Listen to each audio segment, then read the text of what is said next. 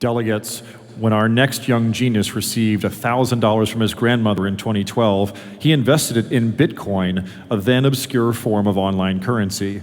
A year and a half later, he sold his investment for $100,000 and used the money to launch Botangle, an online tutoring service that runs on video chat. Botangle now has 20 people working as programmers and other professionals from around the world. Not bad for an entrepreneur who's only 16 years old. Please give a huge hero's welcome to Botangle CEO, Eric Finman. Hey. Welcome. Thank you, thank you. Let's give it up.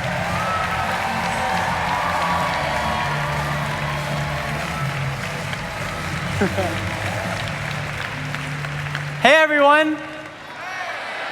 How's it going? That's awesome. I'm Eric Finman. I'm 16 years old. I've been named one of Time Magazine's most influential teens of 2014. I think it was alongside Justin Bieber, so I'm not sure how much weight that has. I've also been named most handsome man alive by my mother. She's very impressed, likes these jeans. She picked them out, actually. And although other speakers here, they may not have had prestigious awards as most handsome man alive by my mother, they have had really quite unique educational experiences, as has everyone here. And I had a lot of pretty unique educational experiences as well in school. A lot of good and a lot of bad. And sometimes in those bad parts, it was hard to imagine that you could even ever get out of those bad parts. Thankfully, I was able to get out of it and learned that I could get out of it. I had, especially through K through 8, elementary school and middle school, I had like teachers. One teacher, she thought we all plotted, the whole class plotted to fail her test and take our grades on purpose. So she was so mad. This was one of the negative experiences. She made us write an essay that was worth 50% of our grade on why we hated that class so much. I don't know, want to be honest, or I don't know. And I even had another grade, I think it was 6th grade. Our teacher graded our notes, and which is kind of hard to imagine, right? My notes were full of diagrams, made-up words, like shagallop. And shagallop meant the Revolutionary War to me in my notes. But my teacher and the other students that actually graded it, they didn't get what shagallop meant. So maybe this is when I first learned that everyone kind of learns differently, especially with note-taking. And that really stuck with me for the rest of my life. I even did, also part of K through 8, I was on this robotics team. I'm the handsome man on the end there with the chicken hat. And I was also really involved in robotics. And that was one of the more positive experiences I had. Our team was called the Panic-Stricken Brainy Chickens, which is what I thought of. And they were just Lego robots since it was kind of elementary school. And then we had to compete with teams from around the world. Well, first it started regionally, then statewide, and then eventually we even got to a competition where we were able to go to Denmark, which is where Lego was invented. It was called First Lego League, which was actually, I think, founded by Dean Kamen, who spoke here earlier. It was amazing. But I'd say 9th grade, kind of after K through 8, was the lowest point of my life, or at least my educational experiences. I had teachers that would go to me, and then they would, one teacher in particular would go to me and say, you should just drop out and work at McDonald's because you're never going to amount to anything more in life. And that was really hurtful. And I even had other students. It wasn't just the teachers that were kind of negative influencers. I had this student that would shove like my head in the locker room onto the concrete walls, and my neck hurt for like 2 weeks. And I even had this other student. My classroom was just like a couple steps down a hallway, but there was this one student, whenever he saw me, he would shove me to the ground or shove me to a wall and try to hurt me. And even, I think some other students, they started a blog about actually how much they hate me, so that wasn't a lot of fun either. And it was one of the lowest points of my life. It was it was pretty miserable. Like sometimes I just like kind of froze in my room at night, just kind of scared to go back to school. I think I even had stuttered for a bit, just because I was so scared and so afraid. But thankfully, I still had robotics, and by this time, we went from Lego robotics, kind of an elementary school, but now this is kind of high school robotics, where we get into kind of chest-high robots. And they were metal, not Legos, the big ones with engines and wheels, and then they go super, super fast, like a huge RC car. And it was so much fun. This was the first robotics challenge. And this is, again, I was reminded that everyone has different learning styles and learning experiences. Especially with robotics. With robotics, there's such camaraderie. You wouldn't find anyone shoving each other to the ground or shoving each other into a door or making a blog about how much they hate each other. And we had a few teachers that were involved, but I'd say the students more taught the teachers, and they were more mentors to help us out with problem solving and just kind of to have a name on the box to make sure it's run by adults and not just crazy parties. And that was just such an amazing experience, partnered with a stark contrast with just such terrible kind of bullies and also bullies, teachers. And with that need, I decided to try to fix it, actually. That's what my parents taught me is if you have a problem, you got to go out and you got to fix it. So I created this site with the little knowledge that I had in programming called Botangle. And it's an online learning site. So let's say you don't have access to good teachers like I did. You go on my site, and then you search the subject you want to learn, and then there's thousands and thousands of teachers that are ready to teach you that site or teach you that subject one-on-one over video chat. So that way, if you want to learn Spanish, you can chat with someone in Ecuador that doesn't speak English, and you learn pretty quickly if they don't speak English. And with that, I was really focused on that, and high school was pretty hugely bringing me down, especially lots of bullies. So I decided to drop out. Be cool, drop out. No, I'm just kidding.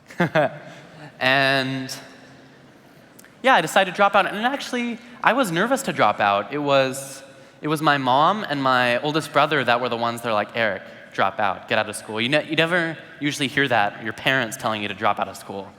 And I was like, no, you got to stay in school. But it was such an amazing experience to be able to learn and be able to, on my own, and learn what I want to learn. I actually learned a lot more.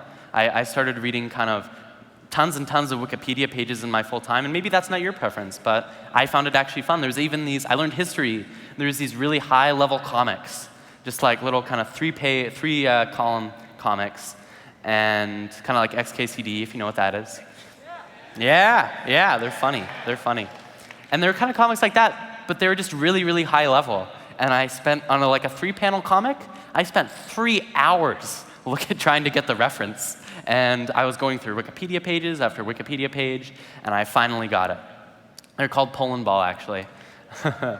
Yeah, you know what those are? Yeah, okay, cool. But I still I felt alone having kind of that educational, or being kind of alone without any classmates, even though there was negative. So I still kind of had that lingering feeling of sadness. But I had my brother there. He taught me about this thing called Bitcoin. This was actually a couple months after I dropped out. Bitcoin was going really, really, really high. It went from $100 to $300 to $700 to $1,200. And if you don't know what Bitcoin is, it's a virtual currency, and it kind of operates like stocks, where you have how many people buy into it, it increases in price, and how many people sell it, it decreases in price. So a lot of people were buying into it. So a few years ago, I'd say maybe like 5 years ago, in 2010 or so, and my brother bought 40 Bitcoins. And I just kind of wanted to spite him. He was always, trancing around, going, I have 40 Bitcoins, which kind of sounds nerdy, but it was, I think, brotherly competition. And this is a picture of my brother. I'm not sure he appreciates too much that I put his photo on here.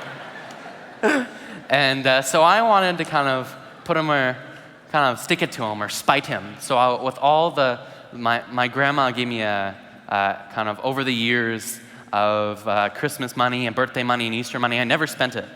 So I decided to, I had about $1,000 saved up to that point in Christmas money and grandma money that I never, ever spent. So just to spite them, Bitcoin was worth about $10 or $12 at the time, and I bought 100 Bitcoins. And I actually forgot about it for the longest time. And when it rose up to $1,200 from $12, I decided to sell, and that's what actually gave me kind of the initial investment to kind of work on my business and even start like hiring some people and getting a good start. But I still kind of, having money doesn't necessarily mean that you're going to be successful in starting a business. So I went on this forum called Reddit Entrepreneur, and it's this forum where all these entrepreneurs come, they try to give each other advice and share resources. So I told them my story. At the time I was 15, and I said, hey, I'm 15, I hired some people, I have this money, I'm really passionate about starting this business, what do I do? What do I do? And I got so much help from the community. And this was like, usually a teacher usually have to, at least in my experiences, you kind of have to fight for their time. But these were people, strangers, from all over the internet, from Russia to Africa, and all these inspirational people just coming to help me, of all people. And I thought I was living in Idaho at the time, and someone helping me in rural Idaho. I grew up on a llama farm. Yeah. Helping me from just everywhere around the world, and actually gave me like users and kickstarted kind of my marketing on the site. So it was completely incredible. And there was this other person that was so awesome in helping me. Her name was Samantha Kelly, and she was a reporter at Mashable. And she really liked my story. And this is kind of what kickstarted kind of a press run about my site and about my story. And actually, probably why I'm speaking here. That's why I'm speaking to you here today.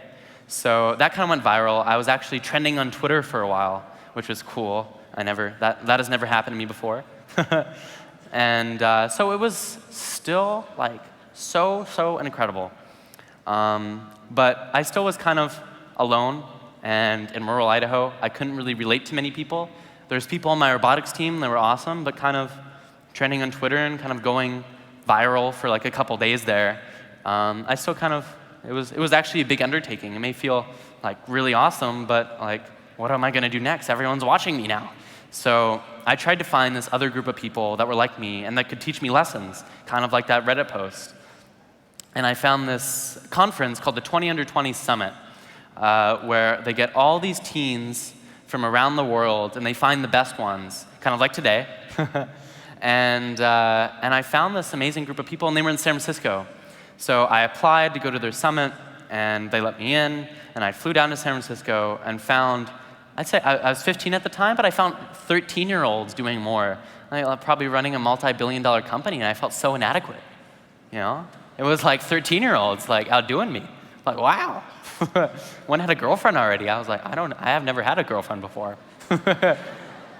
And it was amazing to find this group of people. And I asked one of the co-founder or early employee of PayPal, which is a multi-billion-dollar company. And I said, I'm from rural Idaho. What do I do? How do I find my people? How do I find this group where I really relate to? And he says, you don't. You move to San Francisco. And so I did. And then I found this, at that conference actually, I found this guy. And he worked out of Stanford Startup Accelerator. So that's where all the undergrads or grad school graduates go after, if they want to start a business after they graduate. So they worked at StartX, and I was able to work through that program. It was a 3-month program where I got to hear awesome speakers and be mentored by some awesome people and work for people, and it was completely incredible. And I'd say it changed my life. I'd say that was one of the most happy and most positive experiences of my life. It wasn't just the space and the mentorship, it was also just meeting random people on the streets. These people weren't too pleased with me taking random selfies with them. I think the guy with the old guy there, don't tell him, I waited for him outside like a bathroom at a breakfast place that I saw him in. Like, it was kind of creepy. And I was just, when I saw him, I just kind of managed like, selfie? And then he's like, well, okay. And this was kind of just their normal lives. This was the guy who the old guy. He's like a famous startup investor and startup founder. And just kind of meeting these people on the streets at breakfast places is incredible. And the technology there was amazing. There's this coffee mug that you put in a coffee or tea or whatever drink you want. It detects what liquid is in the mug. It detects how many calories it's in, and when you drink it, it detects what it puts in a diary what your calorie intake was. I find that just completely incredible. Like, it was kind of surreal being in San Francisco and seeing all these kind of prototype technologies. One of my friends I just met on the street, on the sidewalk, he just said, "Hey, want to try like artificial reality?" And I'm like, "Oh, okay, I'll do that." And I put on these glasses, and I got to actually see like an elephant walking before me. It was incredible. So this was kind of just normal for them, seeing, having a pair of augmented reality, artificial reality glasses, and all these famous people, at least in the startup space, doing all these things. But what I found by talking to these people is that they didn't drop out of high school, or they might have, some people did, and some people dropped out of college, and some people didn't. And some people didn't even go to school at all. And I found that all these people's educational paths, they were all different. There wasn't one yellow brick road set in stone to succeed. And they all crafted their educational experience from scratch. So I want to challenge you today. I want you to be totally selfish in thinking about this. I want you to think of, if you could build an education or a school system from the ground up, particularly for you and yourself, what would that look like? And how would things go? And then maybe you start thinking about how would that apply to other people? And maybe you even have a business out of it, or a nonprofit, or something. So do whatever you love. And so yeah. What will education look like for you? Thank you. All right, give it up. Thank you. Thank you so much. Thank you.